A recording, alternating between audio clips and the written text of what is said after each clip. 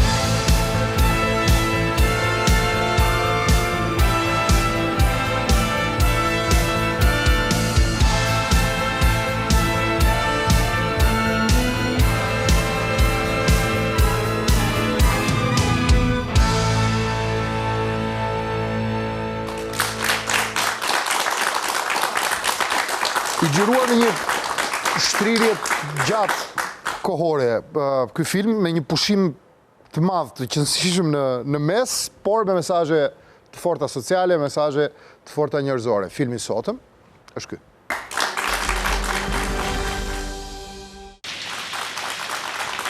Me skenarin e Alfred Trebickës dhe Leonard Bombaj, me regjinë e Leonard Bombaj dhe Alfred Trebickës, me fotografinë e Spartak Papadimitrit, kamerën e Shkëlzen Sinanit, muzikën e Aleksandër Lalos, sonte në Kur xhiroj një film, Tingujt e Arresës, dhe me mua në studio.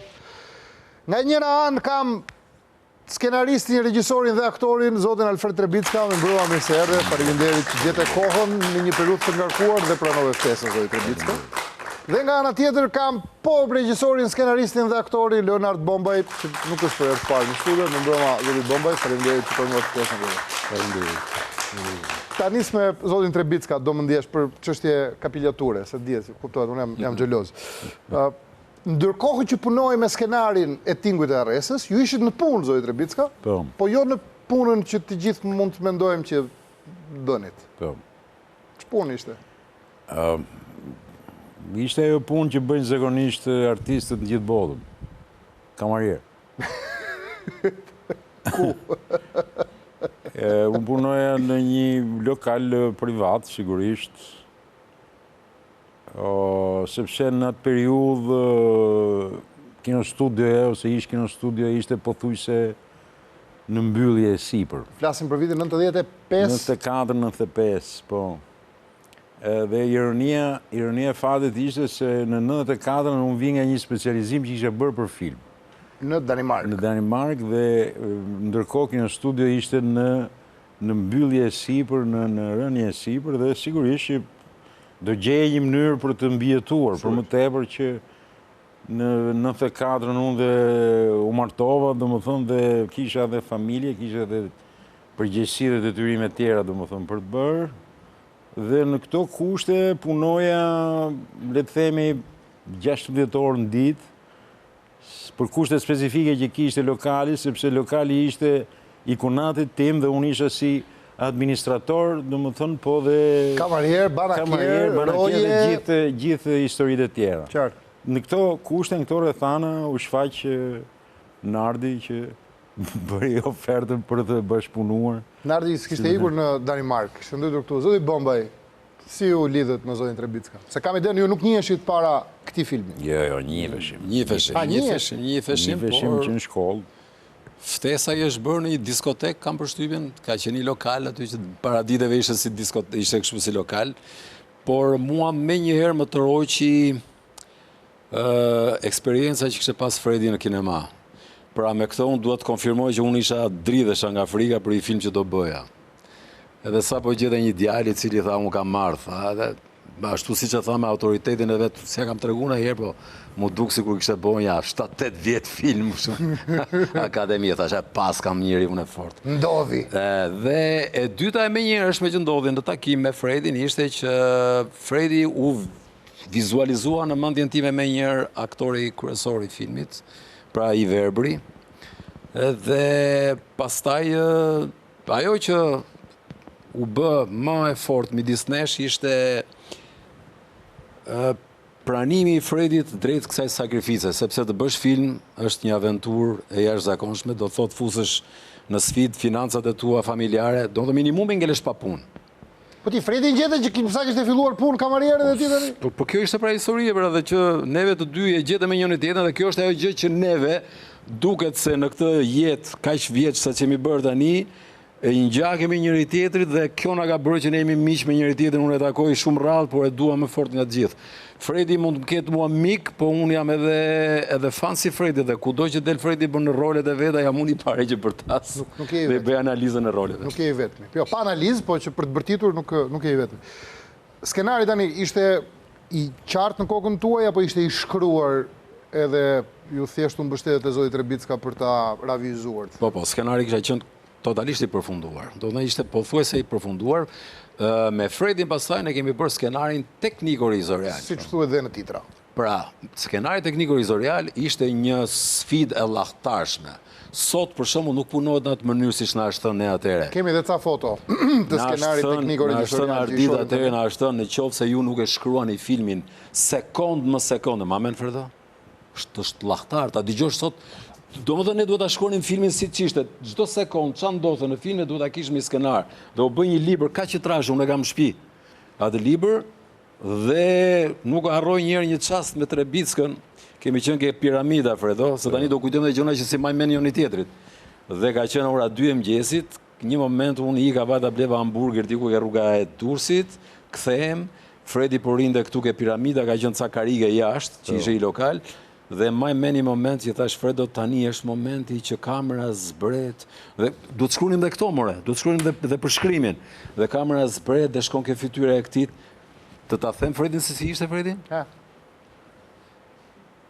Ishte ora 2 e mëngjesit. Në pozicion. Edhe unë i moment saktuar, i moment saktuar i thash Fredo po më dëgjon? Dhe unë vazhdova një moment caktuar, po ajo që më dhëmbi shumë, po dhe e kujtoj si një nga gjërat më të bukura që kam kaluar në këtë karrierë, ishte kur kthehemi një moment caktuar i thash Fredi, dhe tani thash është ai momenti, Fredi ishte. Me sy hapur apo me sy mbyllur? Gjumë mbyllur. Gjumë mbyllur. Aty thash unë e vete, sinqerisht nuk është se kisha në e gjë me personi përballë, po thash a e di njëri se çfarë jemi duke bërë? Jo, e dini ju se çfarë jeni duke bërë. Pra, kjo ishte një nga qindra situatat që neve na bëri miq për këtë jetë paktën që jemi. Sepse të bësh film do thotë të ekzistosh dhe të rrugëtosh në një kohë kur edhe ti transformohesh, por edhe tjetri transformohet. Kur ti ke aventura që nuk e di se si do përfundojnë. Kështu që kjo ishte pjesa që na. Si ju erdhi ky djalosh i ri Zoti Trebicka që ju e njihni, ju thoshte, "O Fred, çiko se kam shkruar këtë skenarin dhe mendoj që të bësh këtë rol." Do me Nardin, thash, njifeshim që për para, që më vjedhe shkollës, dhe kush më shumë më pak, le të themi e ndiqnim atë karrierën apo rrugtimin e gjithë secilit. Dhe pra, përpos se njoj e gjë e parë shumë e rëndësishme në momentin e lidhjes ishte sinqeriteti. Domethënë Nardi ishte shumë edhe është shumë i sinqert në bashkëpunim, në sensin që Fredo, unë këtë di ta bëj, domethënë këtë gjë tjetër s'di ta bëj, apo s'kam përvojë për këtë apo s'kam përvojë. Jo se kisha unë një përvojë më të madhe, ëh. Disa erdhën në Danimarka? Jo, po mirë, për Danimarka shkollë ishte, nuk ishte Danimarka se unë bëra çudi në Danimarkë. Po mirë për film. Domethënë përvoja ime më e madhe ishte se kishe punuar 3-4 vjet asistent regjisor në kino studio. Dhe të paktën nga ana teknike, domethënë dija se si procedoj në ndërtimin e skenarit tekniko regjizorial. Në atë formën tradicionale, se sot ka forma shumë më të sofistikuara se si bëhet e punë. Dhe si më thënë, u bashkuan dy njerëz që kishin dëshirën dhe pasionin për ta bërë këtë punë dhe atë përvojë minimale, do të thënë aq sa Nardi kishte me punën e tij në televizion përpara, si më thënë, këtij momenti, por tjetra e rëndësishme kryesore ishte skripti, pra ai skenari letrar që kishte përfunduar, domethënë, historinë Nardi, që mua më intrigoi shumë si histori. Dhe pasaj filloi ai kalvari i famshëm, ato që tha Nardi, domethënë janë të vërteta, po imagjinoni në orën 6 të mëngjesit deri në orën 11:30 darkës unë isha në punë. Dhe pasaj dilte Xhagaji aty priste që hajde se do punojmë bashkë tash, domethënë. Edhe punoni zbërthime. Ai veni që gjetëm, si më thonë, ishte ke shkallët e piramidës, ka pas lokale në atë kohë aty, hapet një lokale kështu të improvizuar. Edhe tani ka, po nuk janë improvizuar. Jo, nuk ka lidhje me këtë format që ka sot fare. Edhe aty ishte vendi që ne uleshim dhe fillonim, po themi, ndërtonim hap masapit gjitha ato. Dhe është e vërtet që aprovoja edhe në jermë, aprovoja në gjumë, po ashur, pasaj vazhdojnë aty, pasaj ktheheshim prapë, shifnim, e korrigjonim, e rikorrigjonim. Edhe, po, ajo ka qenë një përvojë fantastike, domethënë sepse frutin, po themi, ta asaj pune, ne morëm kur e xhiruam filmin, domethënë sepse në momentin që ti i ke të hedhur atë gjitha gjërat, në kuptimin e teknik, domethënë, të fjalës, ke një udhërfys, ke një gajt shumë të mirë pasaj në sheshin e xhirimit, edhe për të bërë dhe ato kapërcimet që ndodh gjithmonë kinema, që ti xhiron mesin, pasaj xhiron fillimin, pasaj xhiron këtë e tjere.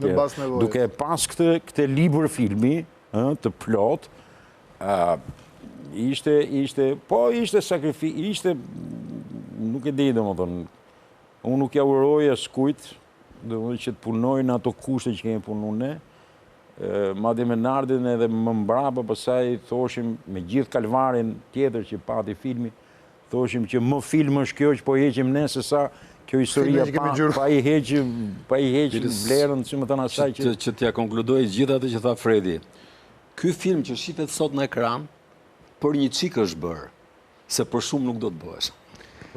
Do më thënë, ky film ka shpëtu që u bë.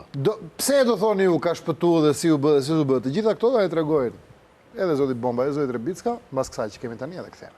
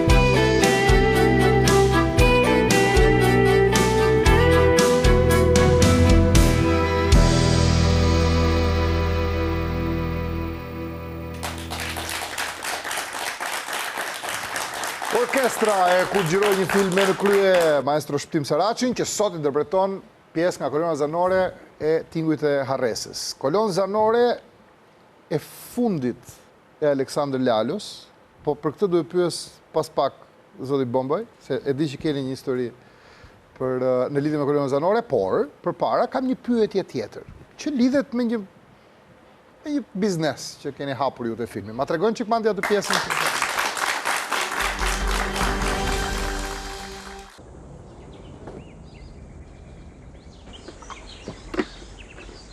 Falni, mund të shikoj atë diskun aty?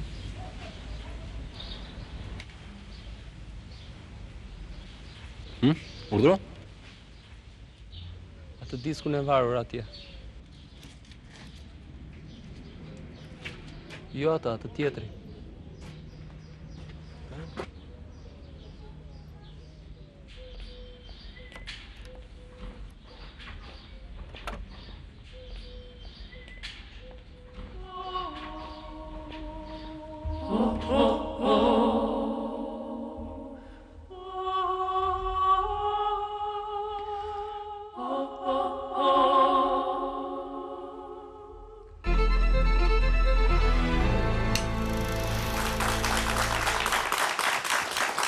Gjeja parë, ato di se ku i mblodhet, gjithë ato lëpët. Ku i gjetët? Nga i sajuet.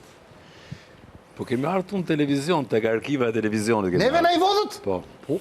Dhe ajo që ishte interesante ishte se disjet ishin shpërndara në tokë, në ndimuan do në arkiva e radios për t'i marë. Pjesa tjetër më e vështirë pastaj ishte si do të ndërtonim dyqanin, se do të ndërtonim dyqan. Dyqani është në atë, dyqani edhe më e bukur është, Fredo e kemi zgjedhur rrugën. Ku është dyqani njerë? Ja, po kjo është e bukur, thamë neve prisë, do ta themi në fund. Mirë.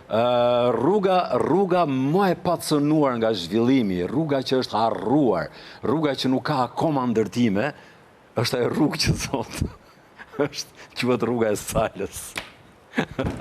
Rruga e Lirisë. Mustafa Matohiti është kjo? Ajo rrugë Aty keni është. gjuar Ajo atë? rrugë është. Dhe kur ka marrë nga Kanadaja, Fredo më kujtohet si tani, kur erdha herë thash, do të shkoj ke ai vend ku kemi xhiruar filmin. Kur shoh Kur pe aty njerëz të mbledhur.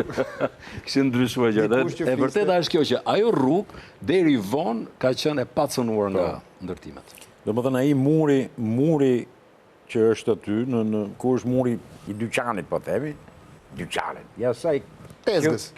Kioskës. Është muri i studios skulptorit ton famshëm Odise Paskalit. Ka qenë studio Odise Paskalit. Fiks aty? Po, ai është muri rrethues i studios që më pas u bë kishë aty nga këto kishat. Po, në atë kohë është e vërtet kjo që thot Nardi, që ishte virgje e rrugë. Dhe ne prandaj na intrigoi ajo, domethënë sepse kishte jeshillëkun anash, pemët anash. Ne interesonte edhe lindje e diellit për xhirimet si kënde që kishim. Po, se ka një plan perspektive shumë të bukur. Dhe ajo, domethënë ajo aty u improvizua dyqan me ato kangjellat e hekurit, me ato standat që i var ky disjet e njërin tjetrën. Edhe ajo u bë me butkën kemi fol. Do ta kreditojmë Ilir Butka na ka shpëtuar. Me butkën e ka zgjidh kështu, si më thonë, ore kemi një kështu i tham duhet ta bëjmë. Po më tha bëjmë ta ke Gimbu Xheli, tha Gimbu Xheli ke gjeli aty, bonte kangjella Gimi. Bonte kangjella që me parosi domethënë që në atë kohë. Dhe e zgjidhi, butka e zgjidhi me skica kështu momenti, domethënë mund bëhet kjo si e doni kështu, Këtë e bëjmë. Se ajo është shumë, domethënë shumë sempliste domethënë si ashtu. Por pastaj e mush Nardi me interpretim domethënë. Po, patjetër. Me disjet e varura e Gjokonde. Domethënë janë detajet sigurisht që janë pastaj pjesë e tërës. Po si zgjidhje teknike u bë aty. Edhe me i makinë me targa diplomatike, që nuk e di ku e gjetët ato, se pse ishte aty. Ishte njëri që kishte punu në Zvicër, kishte shpërndaj çik drogë, kishte bë lek, kishte blekët makinën. Targa CD? Po ku i majmë mene më punë, ishim kështu, kap njërin... Ka dalë filmu zotëri, të që ju e regjisorët. Ku me targa CD? Është një makinë gjyrë vishnje, mos gaboj do të jetë një Land Cruiser Toyota me targa CD, jeshile, siç kanë qenë dikur. Mase. Trupi diplomatik. Edhe kështu e zgjodh. Mi, dakor. Kthehemi te kolona zanore, me që ishim të disje. Tham kolona e fundit zanore e Aleksandr Lalos. Unë qysh fëmijë, adoleshent, kam qenë jetoja me filmat shqiptarë dhe nuk kam bërë gabim, se edhe kur kam shkruar dhe kam studiuar në master në Amerikë, gjëja e parë që vura re atje në atë master, atje ishte që aktorët shqiptarë dhe muzika shqiptare ne kemi në rang botëror. Dhe të kthehem ke Lalo. E kam dashur, mirë kam bërë që kam dashur, sepse ai ishte jashtëzakonshëm. Dhe një ditë prej ditësh më thanë që ky zotëria rri këtu, banon këtu, e takova, i dola përpara, ai jashtëzakonisht i komunikueshëm, por shumë i sert. Është ajo fjala që thonë nganjëherë mi strec. Nuk të falte, do të me njerë, do të me bollogarit ku do dalësh, ku do shkosh, si do e bësh. Dhe si përfundimi ja treguam skenarin, por edhe ishte për herë të parë, ndoshta Fredo ndodhi që neve bëm filmin edhe ja çuam filmin edhe të filmuar. Që e pa Lalo. Të përfunduar, të montuar? Po, jo të montuar. Ishte filmi, do të i xhiruar me dublet e veta, por ai e pa të tërë dhe ai fillonte edhe zgjidhte. Dhe gjë e parë që imazhet, mori imazhet e por unë duhet të ndalem ke kjo që vura re si tek Aleksandr Lalo, edhe tek Kadir Roshi, të dy ishin ata që ishin termometri i skenarit ton që po kishte sukses. Pra që të dy e pritën jashtëzakonisht mirë, që në bisedën e parë. Dhe Lalo ra dakord me njerë, por Lalo mua edhe më konfidoi diçka. Leonard tha, e diti tha që piano ime tha ka zën, tha myk, tha ka zën pluhur, tha unë nuk po punoj, tha kam kaq vjet, si tha Fredi që isha një artist që punonte kamarier, Lalo shkonte ndihmonte bashkëshorten që ishte stomatologe. Pra unë ndjeva dhe një lloj malli dhe një lloj dëshire të Lalos për të punuar. Por ndërkohë më i përfituar isha unë, një i ri që po merrja një emër të njohur si puna Lalos. Pa diskutim fare. Më bëri mik me njerë, më fudi në shtëpinë e vet, u bëra mik i tij, ai thoshte këtu në këtë krevat ka fjetur në divan, ka fjetur Kadareja e plot të tjerë, unë po shikoja që po hyja në rrugën e një artisti shumë të njohur. Ama gracka që Lalo na bëri, ishte, unë po them, ishte një grack për atë moment, sepse ne s'kishim lek, Ardit. Do vinë të lekët, po. Lekët tona ishin shumë të pakta në atë moment. E kështu thonë të gjithë, pastaj merrni buxhet, blini 2 shtëpi, pastaj bëni filmin. Okej, ta jap përgjigje për herë. Nëse ka artistë shqiptarë që punojnë 4 vjet për me bëj film dhe mas 6 muaj bëhen prap nevojtar, unë nuk njoh tjerë. Sepse edhe megjithatë të kthehemi. Nuk kam dëgjuar që thonë, nuk e di. Okej. Kthehemi tek Lalo. Kthehemi tek Gracka e Lalos. Ai gjëja e para që tha mbasi e pa të gjithë skenarin, tha më falta, po ky film tha mua nuk më duket film, tha mua dhe do një kolon zanore. Ky është film muzikal, më tha mua. Kjo është fjala e Aleksandr Lalos. Thash unë ky po na bëm duket pazare në Fredo, thash unë do na kërkoj lekët, thash s'do e din dot. Dhe ai ka dhënë një përgjigje gjigante fantastike, por e dha pak më vonë. Tha mua tani si do ta bëjmë këtë muzikën, tha mua. Po ai po na përgjonte neve, thash. Si do ta bëjmë? Pra konkretisht, fizikisht, si do ekzekutohet? Më farë, si do ekzekutojmë. Në mendjen time ishte gjithmonë Shpëtim Saraçi, se unë sa kisha ardhur nga bashkëpunimet me Shpëtim Saraçin. Kush e kam dëgjuar? Ja, është një djalë që kemi këtu dhe ai po na e prodhonte këtë melodi këtu që na emocionon, që unë e kam mikun tim kështu të lashtë me bashkëpunimet artistike. Është një djalë që të kupton ajër, është një djalë që tanuat me një. S'kam punuar ndonjëherë me këtë zonë Saraçi. Dhe isha me mendjen e Saraçit, i cili sa kishte sjell teknologjinë e sintetizatorit që i bënte vegla të gjitha, e i kput Lalo një gjë aty që tha Leonard edhe Trebicka, ky film tha nuk bëhet tha me sintetizator, tha me këto tha orkestra teknologjike, tha më po si thash unë, ajo do bëhet tha me orkestrën e radio televizionit. Çfarë thu ti me thash? Po mo. Jenë të rrezikë thash unë, po ku i bëjmë ne me 30 ca veta, ku do të shkojmë ne? A jemi tha në radio televizion, a është filmi i televizionit, a filmi do ta bëjë televizioni. Dhe Lalo kështu del nga dal, po na fusen edhe dhe tha, do marrim dhe një kor tha mu, që bënte Suzana Turku. U bënde një 6 grado. Pak s'di. Po. Dhe pastaj thoshte do marrim edhe Ferdinand Detën. Qa po thumë, thash. Dhe ndërkohë ne po futeshim në një rrugë që s'ishim përgatitur as nuk e dinin fare. Se ti ishe te Sinthi. Dhe më duhet të them atë gjë, se unë edhe kur dëgjova muzikën tani sikur kisha Lalon prezent, dhe më duhet i them nëpërmjet ekranit që ka pas të drejtë. Ishte jashtëzakonshëm edhe me melodi që bëri. E di si është puna tha. Legët e mia tha jepja një orkestrës, ose tha nuk i du fare, tha janë këta se ç'ishte një person që unë nuk e dija që ekzistonte, kopisti. Ishte një person i cili shkruante në këto në pentagram, po. E thashun çfarë është ky? Këti tha duhet më dhon ai 30.000 lekë, që ishte koha kur rroga ishte 6.000 lekë, s'po flasim për kështu, bëj fjalë për më dhon para. Dhe ai i shpërndau lekët e veta. Lalo nuk ka marr as edhe një lek. Lekët që neve do t'i jepnim atit për filmin, Lalo i ka shpërndar, madje bëri dhe koktejl për orkestrën. Atëherë dhe...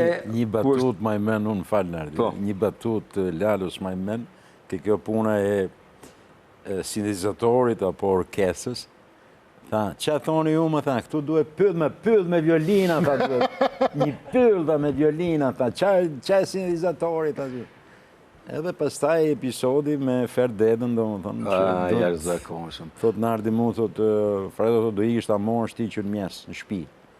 Që të vinte Ferdi I freskët. Ferdi më fjell, i freskët. Edhe shkoj unë që në 7 mjesit aty ke Petronini, ku rrite me shtëpia, i po njifesha dhe për para me. Fëmijë ishte, ta më fëmijë. Njifesha me te, edhe nga që unë i thosha maestro, gjithmonë të më thonë, dhe i ma kthente me po t'njëjtën monedë. Maestro, po që më që. E nëse shkoj e marë, edhe erdhëm të dy, të si porosi e Nardit ishte... Shëndet, fjale vërtet. Porosi e Nardit ishte që shiko as i pikë, se pra ne po të qojnë. Dakor, të shë, unë jom veti pikës, isha.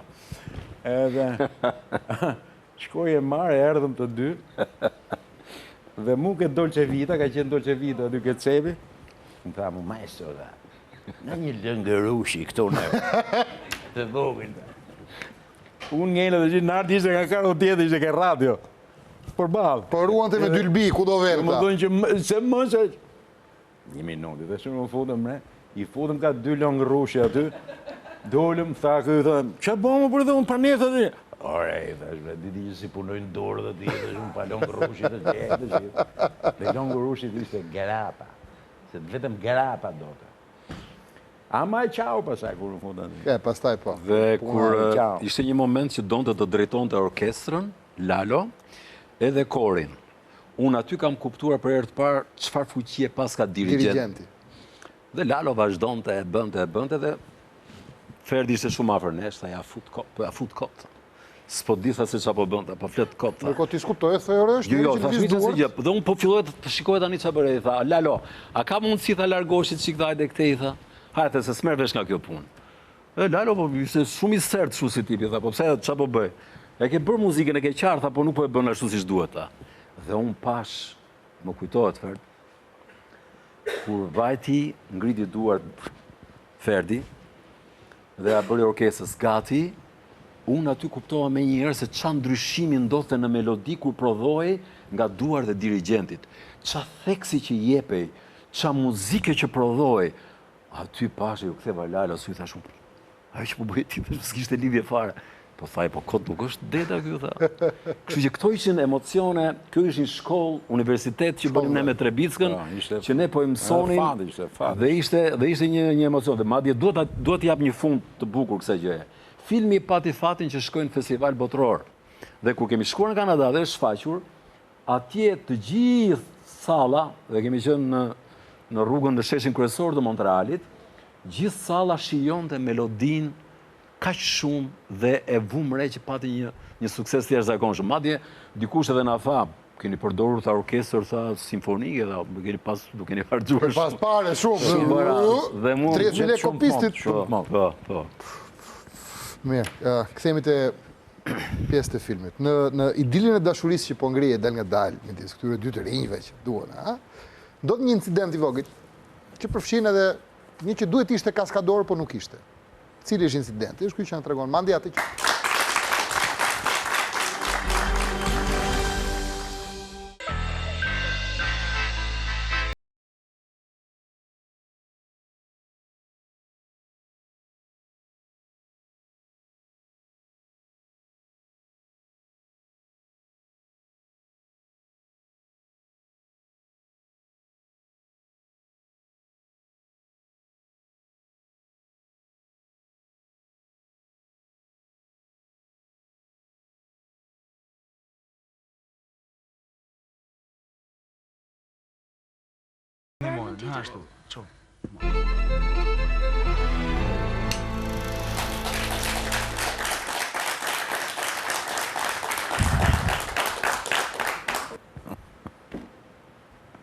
Më trego për këtë skenë, mos të shbalancohet më shumë unë.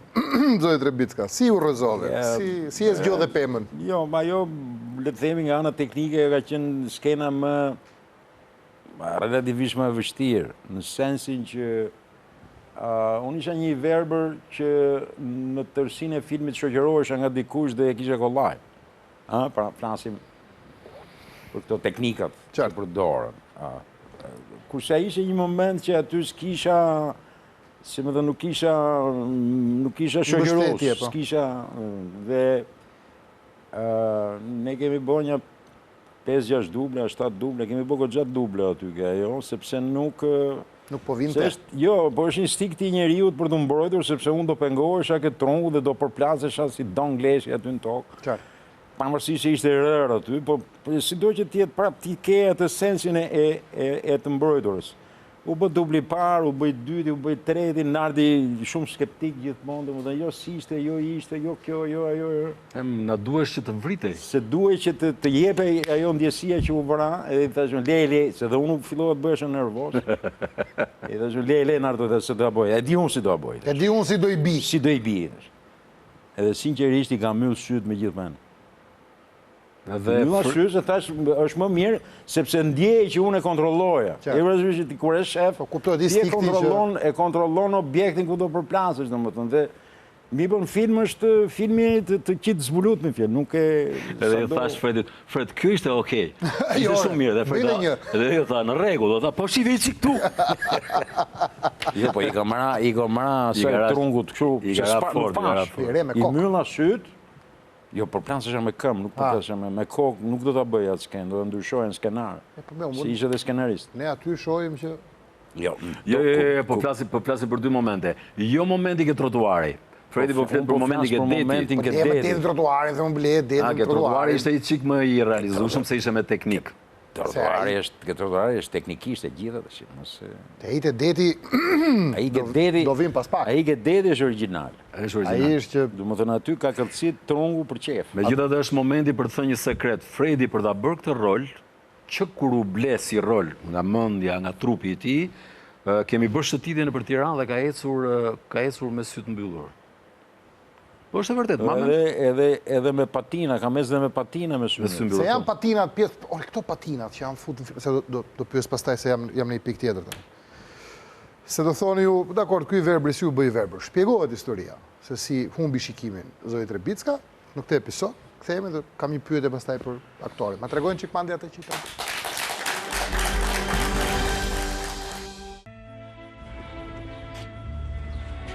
Mund të shoqëroj?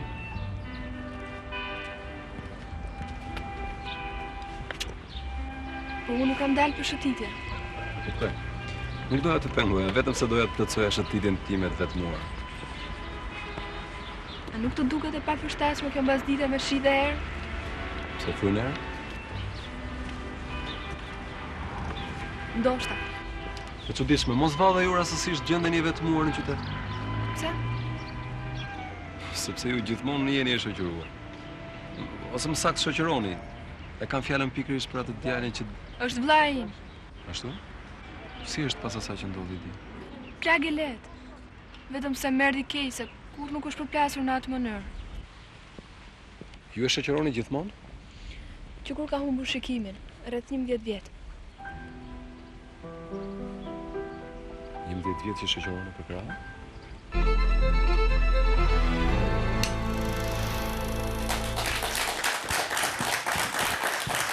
Para 11 vjetësh. Tani, zonja Esmeralda Bleceri për herë të parë në televizion. Nga e gjetët, dhe pse duhej saktësuar që ishte për herë të parë në televizion? Tani, për ta gjetur rolin e vajzës, ne me Fredin kishim krijuar një ide të tillë, thoshim, edhe kam përshtypjen që në film nëse është një nga sukseset e heshtura që ecën në film është pikërisht personazhi i vajzës.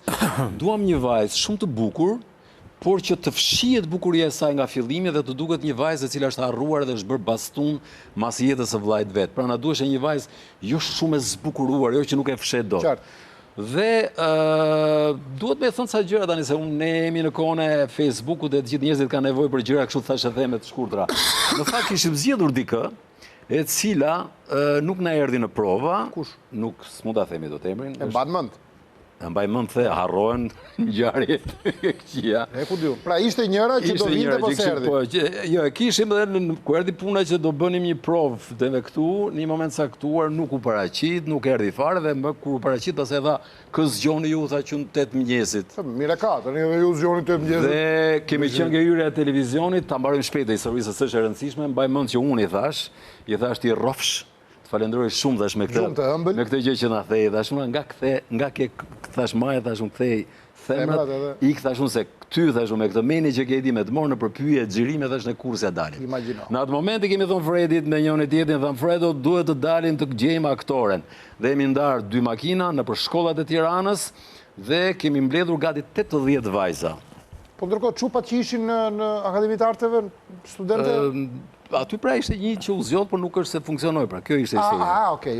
Dhe pastaj kemi parë dhe ato të gjitha sigurisht. Dhe kërkuam pastaj dhe morë 80 vajza. 80 vajza. 80 vajza pastaj në fund fare ka fituar Esmeralda dhe nëse fitoi Esmeralda, vonë e kuptuam që ajo kishte në biografinë e saj një jetë të tillë të trisht, që ishte jetime, babai e kishte lënë që 5 vjeç, që kishte vdekur në datën 31 dhjetor, ishte rritur në prejën e nënës gjithë dhimbje, gjithë melankoni, po ne vonë e kuptuam këtë gjë, dhe ajo pastaj fitoi rolin sepse përmbushte edhe anën vizuale të personazhit. Kështu arriti pastaj dhe e zgjodhëm si personazh, dhe besoj që ajo ka imazh në ekran. Ku bëhet sot? Ka dalë gjykundi tjetër? Ka qenë gjykundi tjetër? Jo, tani ndjek bashkëshortjen e vet nëpër kapricot e veta dhe punon në bank. Shpeshherë kur burri vet bë budallalliqe kështu, domethënë që nuk ja del dot me aventurat e veta ose lekët i merr më vonë, e ndihmon ajo. Po mirë, shumë mirë. Domethënë ka gjetur një mënyrë. Pati shansin e mirë dhe të keq që u bë bashkëshortja ime pas filmit. Qartë, kuptoj. Jo, ore. E kështu ndodhi. Po pse nuk është aktivizuar më? Ajo e tha që, Fredo më duke se e tha që kur bëri intervistë, kur marrë filmi, tha unë nuk është se... Ka po punoj me ju dy, tha ja, bol. Jo. Mere me këte, nuk është se... Edhe s'po mere mo me njeri tjetër me filmu me gjona. Tha që nuk kam nevoj, tha, nuk e kam tha pasion tha për të bërë artiste, për të bërë aktore, me gjithë se... Mjafton një në shtëpi. Nuk duhet dy. Shumë e vërtet. Me që më cikët financat, si u financua filmi? Se unë e thash në fillim të episodit që pati një pauzë, një pushim të gjatë në mes, të qëndësishëm. Si u financua? Po ja ti bjem shkurt, ta thot Fredi, ta them unë. Si ishte historia... Me se duhet ka dy variante. Ti do thush historin kur ndërpre filmi, se ky film ka një grop të madhe që ndërpre.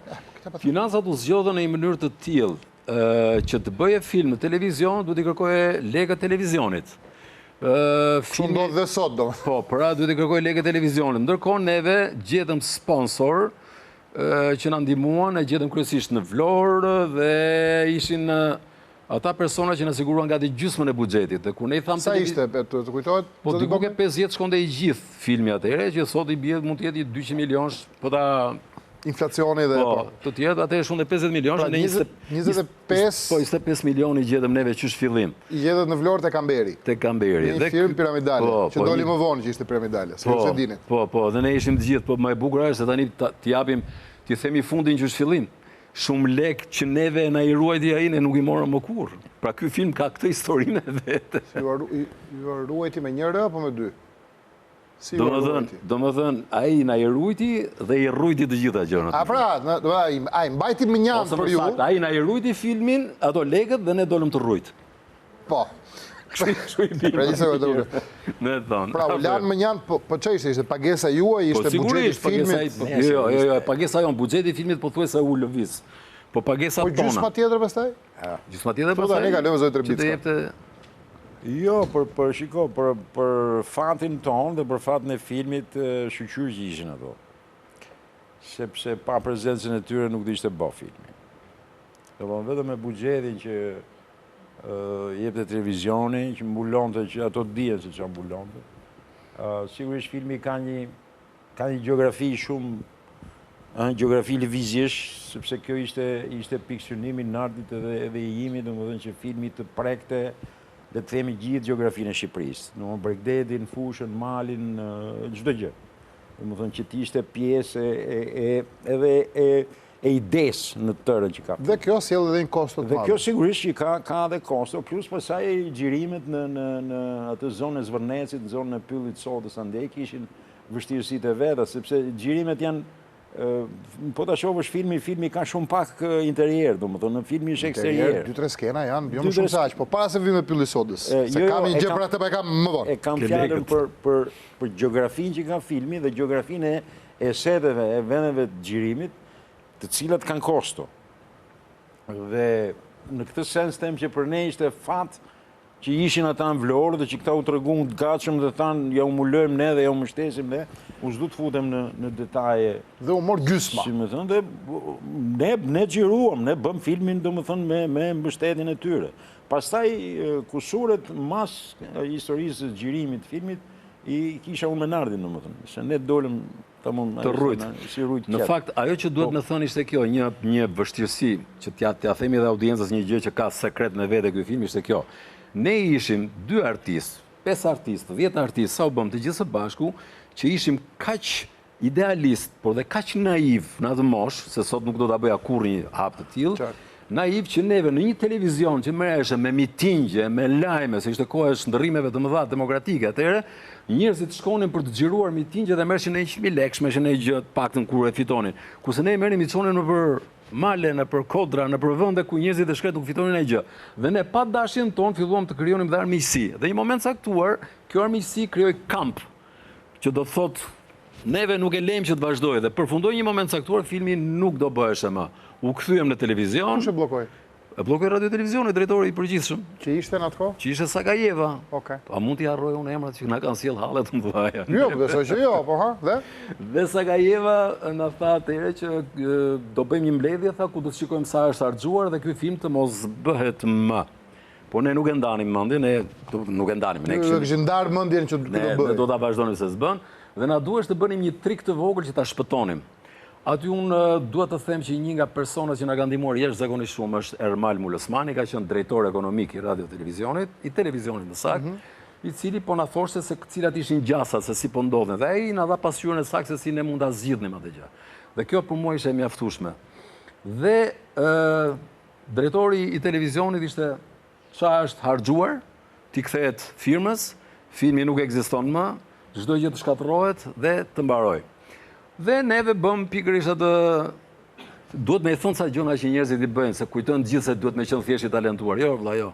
Duhet mësosh edhe shkollën e hiles. Dhe ne shkuam dhe i tham pronarit që na kishte dhënë parat. Zotëri e ka ndarë mendjen, televizioni do me mbyll. Dhe ai tha, ç'a duhet? Tham, duhet në ca lek shtesë nga ana jote, e para, dhe e dyta duhet bësh dhe një letër i deklarat që ta bëjmë ne ty dhe ti ta firmosësh. Që ti kemi kthy lekët. Dëgjoj këtë pra që po them se tani po e themi tani nuk na fut njëri në burg me këto gjëra. Jo, ka kaluar para shkrimit, deklarat që ta firmosësh ti, që t'ia japim televizionit. Dhe kush ishte deklarata? Deklarata ishte kjo, se Radio Televizioni kishte ndarë mendjen që filmi nuk bëhet. Dhe në deklarata i zotëria thoshte, në qoftë se ju doni ta mbyllni filmin, aty flisim ne dhe firmoste. Qartë. Firmoste, ja po e pret, mban mend. Në qoftë se ju doni ta mbyllni filmin, atëre neve do ju kërkojmë juve të gjithë qirat dhe harxhimet e gjërave që filmi ka bërë. A jeni në gjendje juve t'i përballoni këto fatura? Dhe këtu na ka ndihmuar dhe Ermal Mulosmani që ka thënë fal, po këto fatura po u plotësuan tani kush e di se sa shkon buxheti dhe i tha drejtorit, tha këtu tha duhet jemi të kujdesshëm. Dhe në këtë moment doli dhe shpreha tjetër, tha, në vend që juve ta mbyllni, ne po themi t'ju japim dhe ca lekë të tjera shtesë dhe ta vazhdojmë filmin. Dhe kështu që drejtori si përfundim u çarmatos, ra dakord, ne e bëm filmin edhe kjo ishte historia që ky film prit çiku bë. Kjo është ekskluzive që tham për do, se kishim treguar ne. Bona gabim do më shash kur dalim. Dashje pa dashje zoti Bombaj në këtë studio, këtë thonë njerëzit, se unë përfitoj nga rasti që filmat që trajtojmë kanë ca vite që janë bërë. Po. Dhe kalon para shkrimi, kështu që nuk përfundohet më. Po do të them diçka në Trebickën, ka edhe ky një histori gjigande fare. Ç'ke bër more ja marr. Të tha që ishte i martuar, ishte me fëmijë. E kishte gocën, i kishte 1 vjeç. Një yll drita e goca dhe Fredi duhet ishte në xhirim. Ndërkohë tani ne duhet çonim drejtorin ekzekutiv për ta marrë nga çerdhja gocën. Edhe jo harrova se duhet shkoj ta merrja në çerdhje. Po pra, harroi Fredi me shoforën, kishte kaluar edhe motor për zotin I ke vrap me merë gocën i të se ka ngell goca të qertë. Po dëgjoj, unë do t'jap përgjigjen e djalit kur erdhi ai me gocën, tha ky, a e sollën gocën? I thash, Fredo, vazhdo të xhirimi leje llatë. Dhe vjen ai me gocën e fut ke rrugica aty me gjithë karrocë dhe po afrohet. Dialogu që dëgjova unë. Ai ishte gjithë nerva, se duhet ishte në punë, po vajti mori një kalamon nga çerdja. Edhe thot ky, po ku i ka çorapet? Ai ke gocën, thaj. Një këta çorapet gjej ku dushta. Merr gocën dhe ai shnet mirë pafshi. Ai mamen. Si sa më. Do me thënë u bëmë bet çorapesh. Mirë. Kemi edhe tjera për diskutuar se tani do vemi pyllën e sodës, por para se shkojmë pyllën e sodës, kemi këtë dhe kthehemi.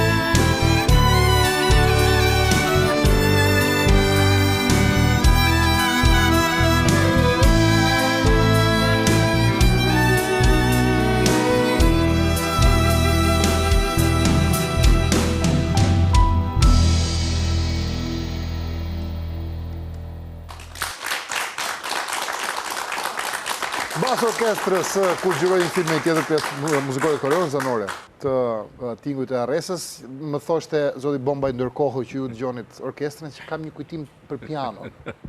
E thonë prit të mbaroj një herë ta dëgjoj dhe pastaj më thuaj kujtimin për pianon. Po. Gjatë kohës që Gjergji Kaçenari po i binte pianos, më kujtohet një moment në montazh që neve po montonim dhe ndërkohë po venim figurës, po i bashkangjisnim muzikën. Bërit miksazhin. Edhe një moment mbaroi figura dhe thashëm, okay, ndërpriteni këtu, alo, të sfumohet muzika, kur ngrihet Lalo. Qa the që i tha? Qarë do bësh ti, ore? Të sfumohet muzika, tha, jenë të rëzi. Unë të sfumoj filmin. Po kjo ishte e bukur, i thash, po, Lalo, po nuk kemi më figurë, bur, gje, ku dush të piano të mbaroj dhe i në fund, tha mu. Dhe aty kemi bëri debat shu, kemi qenë një moment shu si gjela, në atë moment ku më rrinte kështu përballë, aty thashëm pra ne ky çeka i madh, thash. Ky si që ka do, vëlla, thash, as nga 4 nota në fund fare që ka pianoja. Kush fitoi si përfundim? Ai fitoi. Në muzikë është e gjithë atje, edhe ne të zgjatën figurën, Lalo e bëri. Çe kujton? Po, të vi një çik tani të pylli sodës? Po. Se e cekëm më herët do e ricekim, se kanë shumë skena. Janë aty që kanë ndodhur, sidomos kryesorja është një moment lumturie për zotin Trebicka që më në fund vrapon. I thonë sa PM ka dhe ku është kurora, edhe pastaj i ribën atë çështjen që po i thoshte pak më herët. Na kujton Mandi, ma kujton çik Mandi atë që vrap. A ka më PM përpara? Jo, janë vetëm 3 larg i larg dhe një sikuror. Po njerëz, a ka përrejt? Jo, pse? Sepse edhe unë ditë vrapoj. Gjon! Ditu prapoj! Po të duash bëjmë edhe garë! Të mban, ha? Pema e parë, e dyta, e treta, ja dhe kurora.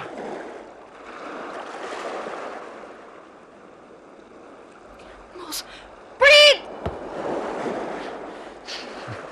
Dhe me pengesa po të duash.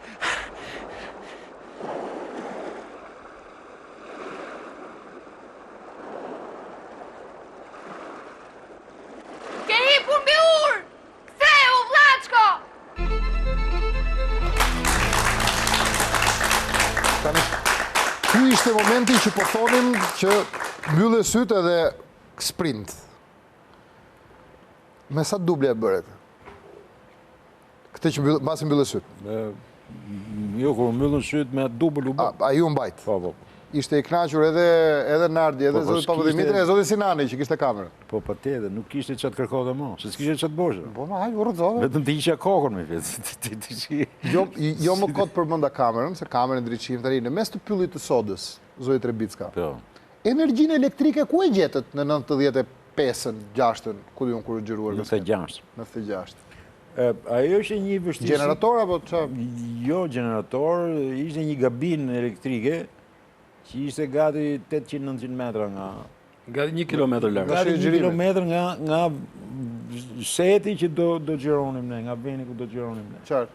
Edhe u detyruam që të merrim kabël, se ishte bëhej fjalë për trefazor, domethënë. Keni marrë 1 kilometër kabël? Po 1 kilometër kabël. Sa peshonte ai, me çfarë quhet? Për ironi të fatit, ai kilometri i kablit ka ardhur me një karrocë me kal. Se organizatori nuk arriti të gjete makinë që ta sillte nga Vlora, se do të marrë Vlora. Po normale. Se aty në... Po ku mor kabli fizikisht? Në Vlorë ku? Në Vlorë ke tregu. A, u ble? U ble më ke tregu elektrik. Dhe kishte tregu elektrik 1 kilometër kabel Po trefazor? sigurisht që kishte. E thoni Edhe s'ka shqipëri. organizatori për të arrit kablin se do të xhironin nesmen, atë natë ka fjet në pyll. Me kablin. Po me kalin? Me kablin dhe Me kablin, me edhe gjitha. me jo kali. Kali e la dhe iku. Kali e solli. Iku kali. E la dhe mërë po. Arrinte kali me kuaj si puna e unë? E më mirë, atë nuk e di unë. Ka dhe... Po që distanca ishte e tillë, se ishte 1 kilometër larg që vinte ata që din venin aty, domethënë ishte më tan rrugës. Qartë. Ishte gabina e elektrikut. Se nuk është se ne na duhej, se më thënë, një fazë që me një shtyllë aty, po edhe shtylla prapë ishte larg, nuk kishte shtyllë, se në mes të pyllit nuk ka shtylla. Po duhej trefazor. Se do nizeshin projektorët e ndriçimit për kriju... Sa kushtoje, bari më? Po shtrenjt ka kushtuar, nuk e mbaj 1 kilometër kabel? Po shtrenjt ka kushtuar, shtrenjt. Po shtrenjt. Pagunte kam bërë. Jo, është Ardit është pikërisht momenti me këtë episod që po kujton Fredi, është momenti për me thënë një gjë. Me atë film, ja vlen të thuash tani që nuk është se ne ishim të talentuar apo ishim inteligent. Unë kam përshtypjen që ajo që ka peshuar më shumë në kohë dhe është vërtetuar është kjo. E thot bukur dhe Tarantino, o miq të dashur, a e doni filmin tuaj si jeta dhe vdekja? A jeni gati të duroni, thot, deri në çmenduri? Nuk ka rëndësi thot je i Hollywoodit apo si e Hollywoodit. Filmi jot ka për të pas sukses. Dhe ajo që po vërtetohet me këtë film është pikërisht kjo gjë. Neve atëherë nuk e dinim se edhe këto mbase janë naivitete, ne nuk e dinim, do të ishim ndoshta më inteligjent, më me eksperiencë, por faktikisht ai durim shumë i madh që flinim edhe gjumë, si thash edhe organizatorët fjeti gjumë atje. Për të ruajtur kablin që do duhet të nesër. Ajo në një farë mënyrë ka sjell një sinergji të fshehur që ne akoma as fjalën sinergji nuk e njihnim atëherë, po fillon që ke Kadri Roshi.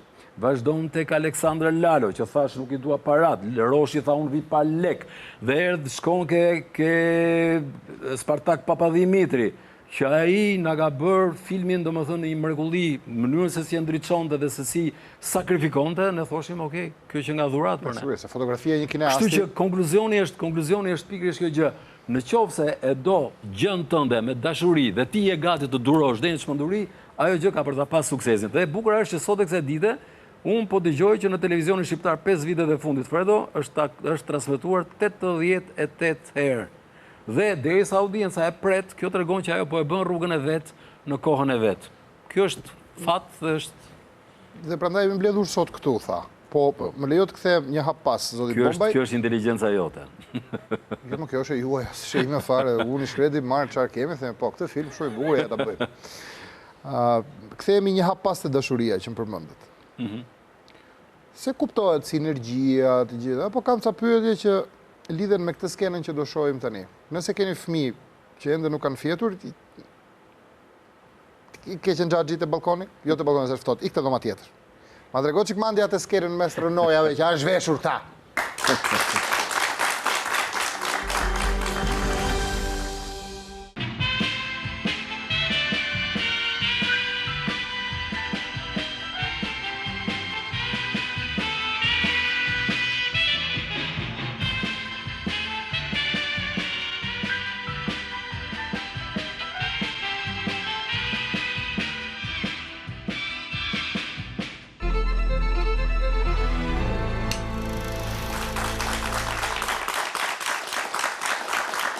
Pra, aq shumë u dashurua me filmin dhe sakrifikoi Zonja Blaceri, se u martua pastaj me Nart Bombaj.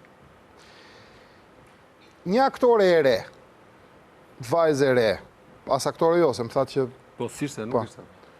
të cilës i jepet në dorë një skenar, do të kuptojmë që jemi 1996, dhe të shkruar në këtë skenarin e zbërthyer nga ju të dy, zoti Bombaj, zoti Trebicka, ka të zhvishen, shtrihen, bëjnë dashuri. Si e priti? Unë nuk e di se unë dashuroja, Fredi e di, që na shifte. Kthehemi nga voyeri, po? Ai moment në film sigurisht që sepse ishte një pikë delikate për çdo kandidatë të mundshme që do të vinte në parapunë dhe ne ishim të ndërgjegjshëm për këtë gjë që ajo që do përzgjidhet, sigurisht që të pranoj dhe këtë kondicion që ka filmi, sepse kjo është pjesë, domethënë ato skena janë pjesë e filmit, janë pjesë e idesë. Po dhe është pikë lidhse me karaktere, me personazhin. Domethënë rrjedha e xhirimeve shkojnë në mënyrë tillë që për fatin e filmit Nardi krijoi një raport dhe një lidhje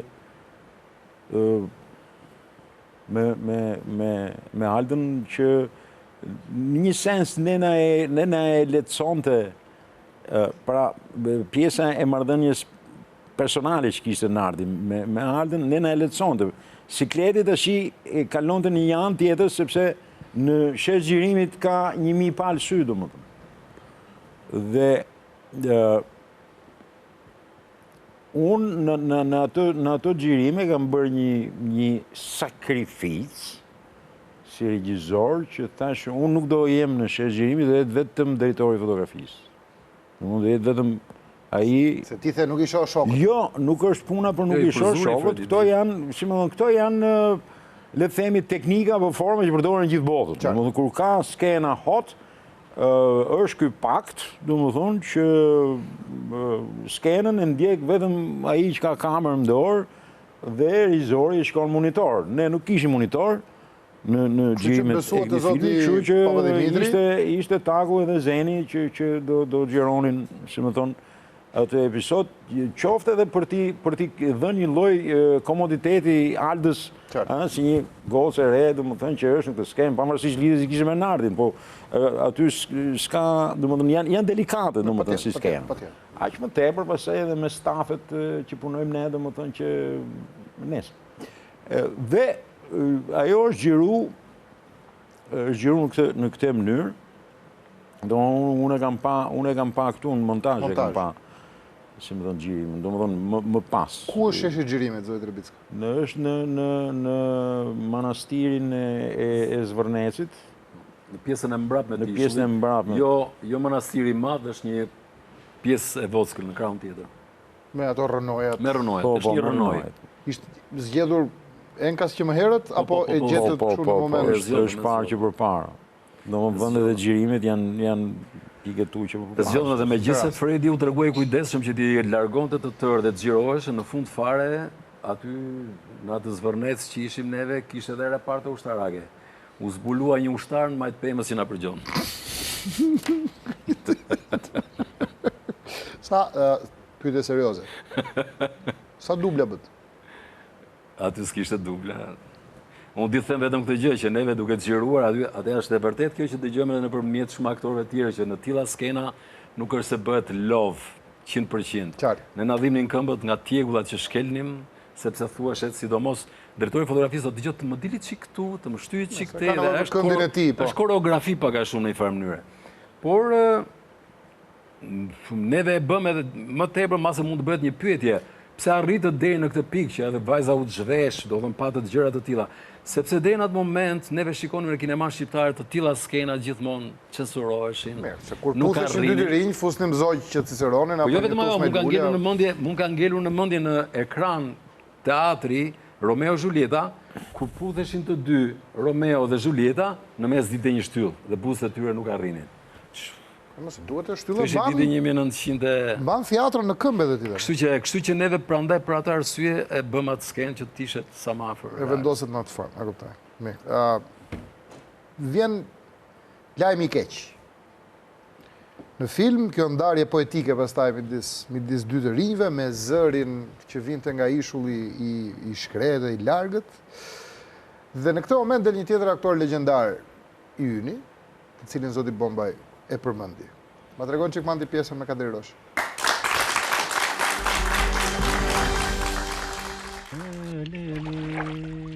Mos është mbytur njëri? Jo. Kotë të ngatërojnë këtë ngjarje me bregun e detit. Gjetë ka shtëpinë, jo. Mirë ati që i ka zënë derën tuaj. Kam frikë se nuk është vetëm për një derë,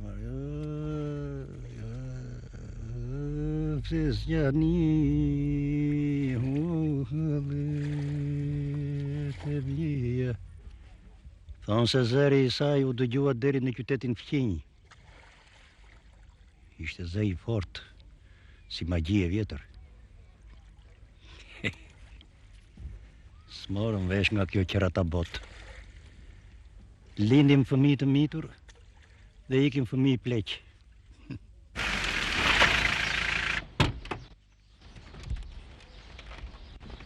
Më falni, a është larg prej këtej ishulli i shkret?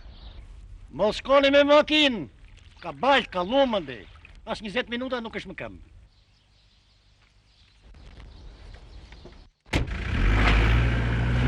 Makçi! Hajde, bir, hajde. Hajde mbledhim grepat. Se është det për gjua ti ky sot, hajde.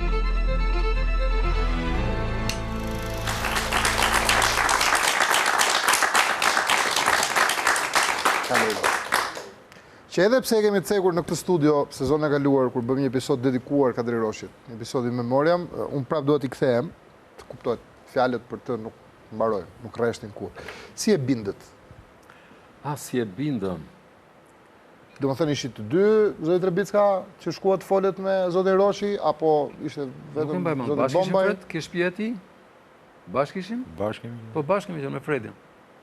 Kemi qenë në katin e tretë, më duhet këtu ke rruga e Durrësit. Do më thënë, si shkuat përfundimin që për këtë rol në fillim duhet... E kërkuam.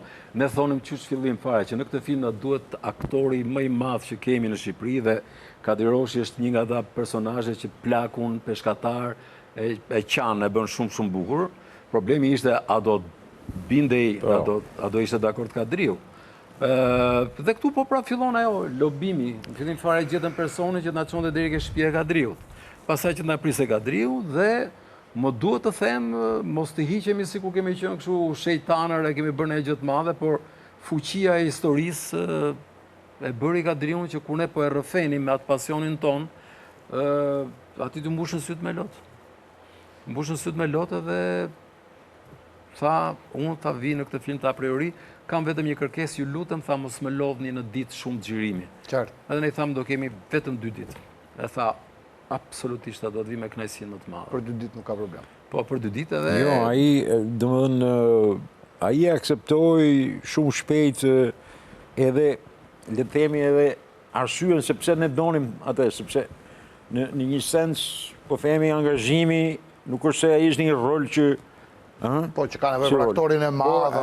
Ai akceptoi përpos historisë, i tha Nardi, ai akceptoi dhe arsyen, po themi, apo motivi që kishim ne, pse na duhej, domethënë, kjo figurë apo kjo ikon. Që ishte? Sepse ne na kanë, domethënë këtu duhet të përmend edhe plot aktorë tjerë, aktorë të mirë, që ne i kemi pas në film me role, po themi, episodike. Për shembull, Andon Qesari, Nardeliu, shumë domethënë kanë qenë sepse filmi vërtet ka 3, po themi, protagonist, por ka dhe shumë figura tjera. Dhe një figurë që ishte shumë e rëndësishme, qoftë për historinë, qoftë për filozofinë e filmit, ishte kjo, domethënë, dhe ne na duhet patjetër, domethënë, Kadriu, dhe ai e akseptoi edhe këtë gjë. Që edhe të mitizonte pak këtë legjendën e këtij zërit që vjen. Edhe, si më thënë, edhe në atë kontekst, po edhe në kontekstin e filmit në tërësinë e vet që ka dhe një figurë të tillë. Qartë. Domethënë ky filmi ka dhe këtë emër për poshtë këtyre të rinjve që kanë dëshirë ta bëjnë, domethënë po ka dhe ca emra domethënë të le të themi të fushës së aktrimit në film. Dhe ishte fat që ai pranoi, domethënë, dhe pastaj me profesor Kadriun, domethënë, edhe çdo minutë që rrie është histori më vetë, domethënë, me gjithë gamën, ishte një përvojë shumë e mirë pasja e tij atje, domethënë. Ishte tamam e zopi i Shqipërisë. Kur tha një këshill shumë të bukur kur po hanim një drek kështu peshku që na kënaqi vet, Kadriu tha i shpreh shumë gjigante, shumë të bukur. E shikoj që e doni fort këtë profesion, e shikoj që tha sakrifikoni shumë me këtë profesion. Guxoni, mos kini frikë, se goda derdhet nga frika se mos derdhet. Ishte jashtëzakonshme. Ne e kujtoj sot e kësaj dite si një zop që na dha ato këshilla. Dhe ai kështu u bë dhe i paruar. Por me kalimin e kohës, ne nuk kemi kohë shumë me fol gjatë, por unë një gjë që shijoj në ekranin e filmit është edhe figura e Fred Trebickës aty si i verbër. Do të duket sikur rastësisht neve gjoja bëm. Do Fredi aty vjen sikur janë bërë një 100 audicione dhe ka zgjedhë dhe kemi zgjedhur këtë. Fredi ishte pik. Që në fillim. Fred, po, është jashtëzakonisht mirë. Me rolin e vet Fredi ishte bile unë ndjesha shumë herë, ndjesha keq.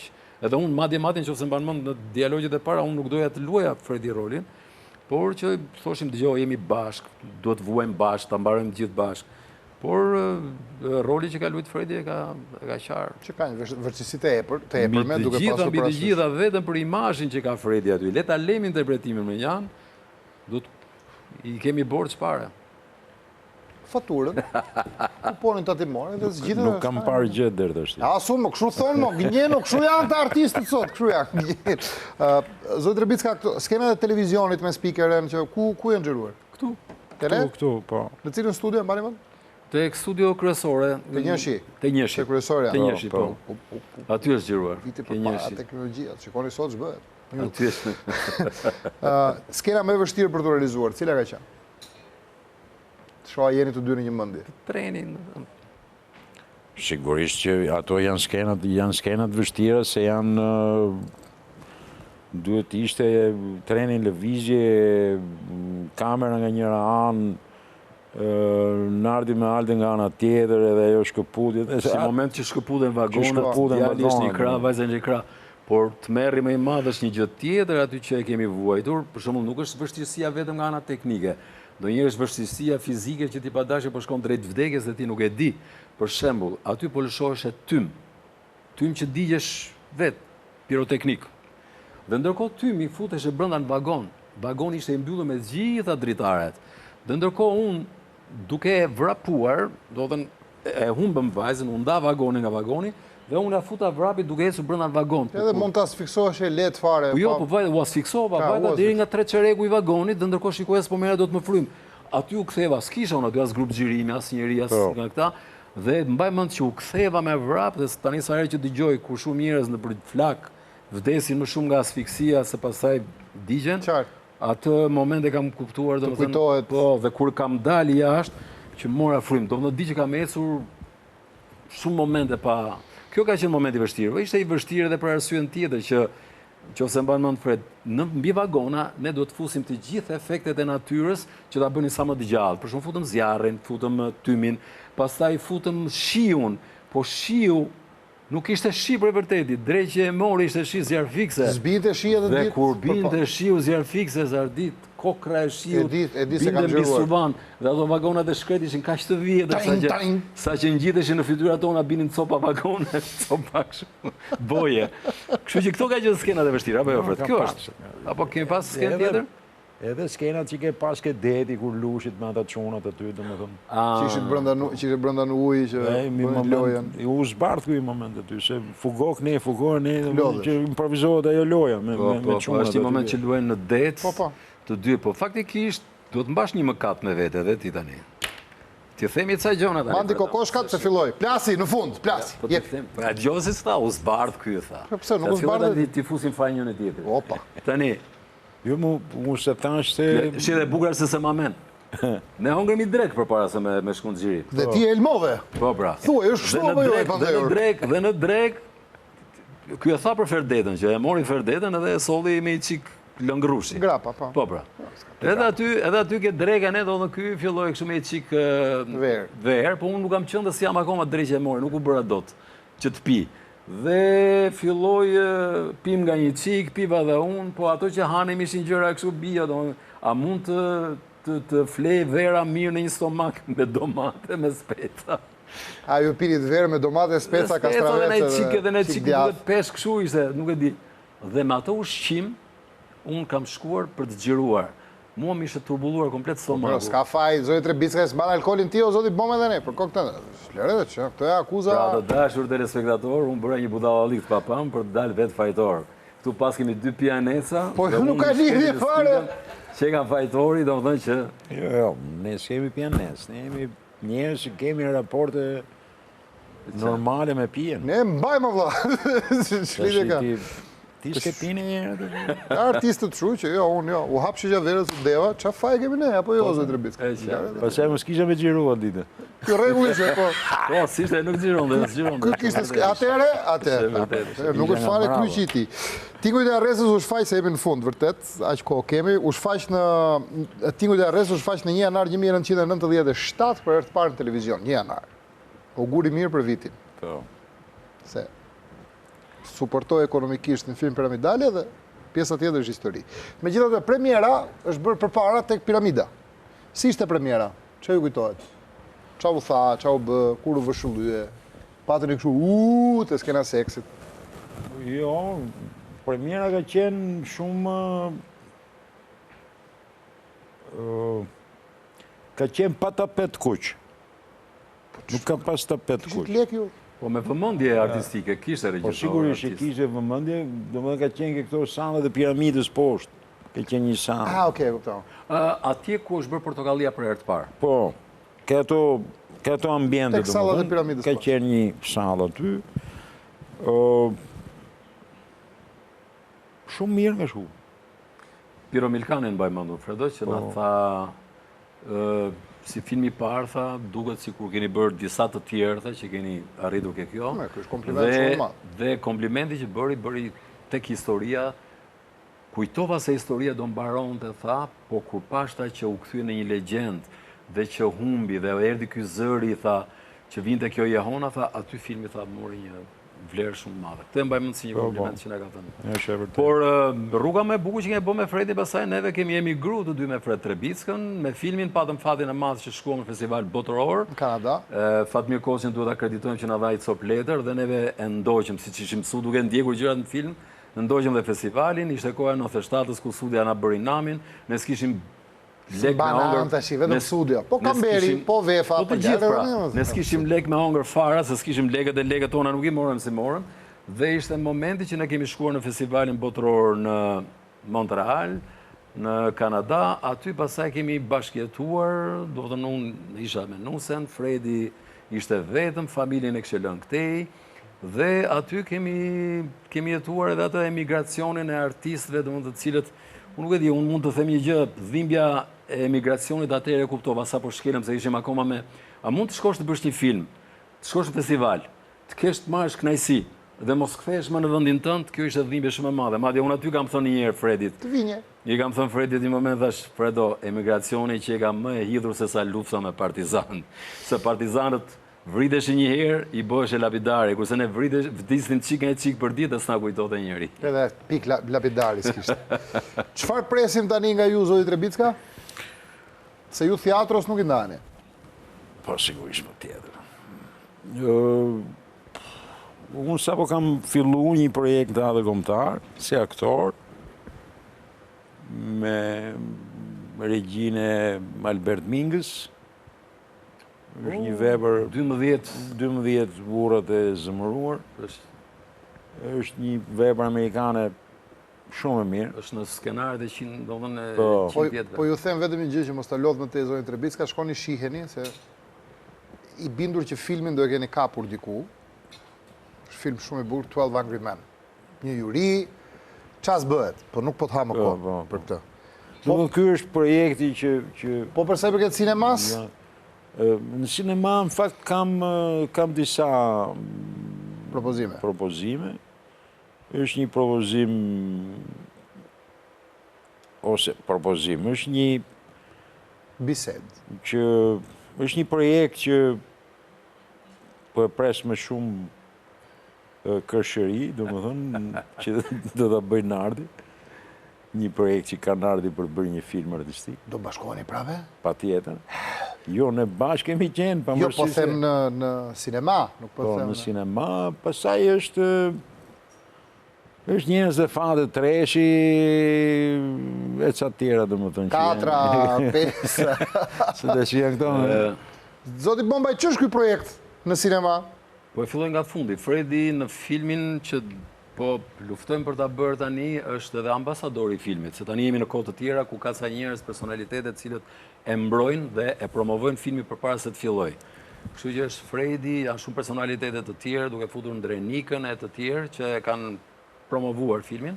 Dhe përveç kësaj, Fredi tani është, po ta konvertojmë Fredin dhe ta çojmë në Hollywood, është aktor above the line, i themin e vetë, nuk paguhet me rrogë, domethënë është... Jo, me përqindjet e shitje biletave. është milion edhe të sipër. Jo, me këtë duhet të them sinqerisht edhe audiencës që Fredi përveç se ka qenë një bashkëpunëtar dhe unë kam qenë bashkëpunëtar i tij në karrierën që kemi pasur bashkë, është me sa dëgjoj dhe rreth e qark dhe me çunë kam kaq shumë qejf, është aktorët me diferencë nga shumë të tjerë dhe është shumë aktiv dhe është aktor jashtëzakonisht i plot, i dramës, i komedisë. Kështu që në filmin tim që unë nuk e konsideroj më timi njerë, është gabimi i fundit që unë nuk do ta përmend me fjalën tim, nuk është më, filmi nuk bëhet kur nga një njeri, Ardit. Filmi është një industri e tërë ku është një armat e tërë njerëzish. Do më thuat ç'ndodh në këtë filmin e të gjithëve? Është vepra, një ndër veprat e Pëllumkullës, ku brenda është futur dhe jeta e tij. Cila? Lejlekët nuk vinë më, dhe aty ka disa episode, janë 80 vjetë të jetës, dhe më duhet them të ndaj vetëm arritje më të madhe që kemi bërë deri në këtë moment. Erdhi një moment që veprën e Pëllumit e bëm skenar, u desh 2 vjetë. Po një moment saktuar unë nuk isha prap i kënaqur, doja ta arrija, siç kemi kapur atëherë Lalon edhe Kadir Roshin, këtë herë thash dua që skenarin ta çojmë në Hollywood, ke këta ekspertët që merren me këtë punë. Te script doktorat. Ke script doktorat atyre, dhe që edhe më thanë që kjo kushton $16,000, do të kushton. Vjetra mo, po çiket. Po të vjetra, dhe si përfundim, po nuk është kur harxhon të gjitha, nuk është se i gjen më. Dhe i hipa avionit, vajta në New York, takova shqiptarët që tashmë po duan shumë të votojnë dhe për Shqipërinë, dhe ju kërkova para atyre, dhe ju thash lekët nuk do më jepni mua, do të çoni këtu ke kizotria, dhe skenari është rishkruar në Hollywood, por është rishkruar nga një personalitet që është në Hollywood, që është script doctor, dhe është dhe skenarist, dhe tha, nuk pranoj kollaj, tha me... Kështu që është një kredit shumë i papara që ai e pa, e pëlqeu, dhe më tha vetëm, mbajmën vetëm 2 fjalë që këto duhet kreditojmë Pëllumkullën. Këtu, tha, nuk shikojmë, tha, vetëm, tha, Pëllumkullën, tha, jetën e këtij njeriu, tha, dhe veprën e këtij njeriu, po këtu nëpërmjet penës së tij, tha, ne kuptojmë dha se Shqipëria ç'pas ka qenë. Dhe unë e shikoj dha që kjo është edhe një kureshtje botërore për këtë film. Madje edhe ç'është ç'do të bëhet. Dhe ç'do të bëhet. Kështu që jemi Kur nis ky është xhirimi se do dërgoj ekipin që të xhiroj prapa skenën. Jemi akoma në fazën e mbledhjes së parave, kemi bërë disa tratativa për buxhet, apo kemi producent nga Amerika i cili tha, erdhi dhe bëri takime qeverinë shqiptare, gjysmat e lekëve i sjell unë, dhe ndërkohë po presim gjysmat e lekëve shqiptare. Po sa të zgjidhen këto hallet e përditshme që neve çdo ditë gdhihemi me zgjedhje gjëra. Sa janë gjysmat e lekëve? Nuk duhet të di gjithë shifrën, vetëm gjysmë. Jo, ne jemi në një epokë do t'i themi gjërat fare të sakta të gjitha. Filmi kushton minimumi 600 milion lekë. Pra 600.000 euro do të themi, Fredi? Aty një me një, 650.000 dollar. Si? 650.000 dollar, me që të vjen nga Amerika. Dhe gjysmat i japin nga një producent nga Amerika. Gjysmat do japi shteti jonë. Gjysmat do i kërkojmë nga shteti, sepse desa është një film që... Po ke folë në shtetin?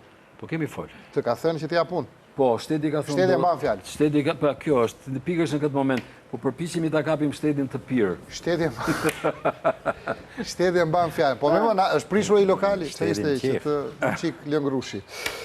Faleminderit shumë për kohën tuaj, faleminderit Zoti Trebicka që erdhët, shumë suksese në të gjithë sipërmarrjet që keni marrë, faleminderit Zoti Bombaj që erdhët edhe ju, shumë suksese në këtë projekt që nisni dhe ju bashkon sërish me Zotin Trebicka. Faleminderit dhe ju që na ndoqët, ne takojmë sërish shtunën tjetër, po këtu në studion 4 të RTS për një tjetër episod kur xhiroj një film. Tani ju lë me pjesën e tretë të fundit nga Kolona Zanore e Tingujt e Harresës.